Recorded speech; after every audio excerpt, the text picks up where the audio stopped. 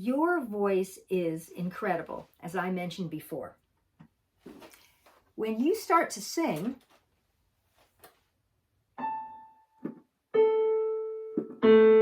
incredible things are happening.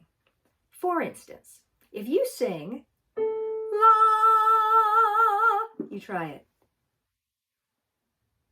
When you sing that note, it's known as A440. It vibrates 440 times a second. In fact, if a violin were to play that note, it would be a vibration of sound waves of 440 times a second. Your vocal cords are the same as any other instrument in that way.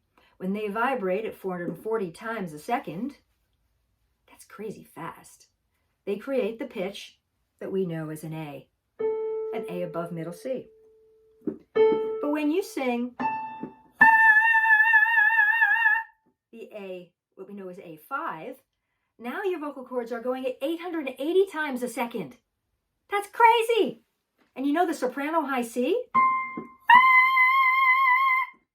That's about 1,000 times per second. Your vocal cords are gymnasts. They could win the Olympics. But even this alto note, la, you try it, is still 220 times a second. And when our bass friends, I can't hit that one. When our bass friends hit that note, they're still going 110 times a second. That's incredible. So a couple of things are necessary for your voice to be able to do that. They need a lot of flexibility. And so as we move forward in our lessons, we'll learn about how to avoid tension, because tension in your vocal mechanism will strangle that flexibility.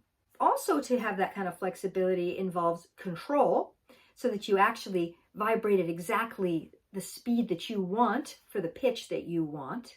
And to have that kind of control, it takes practice. So lesson 2, we'll talk all about that practice. Something else is very important. Your vocal cords also need to be wet.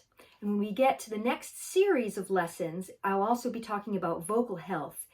Spoilers, one of the most important things of your vocal health is staying hydrated.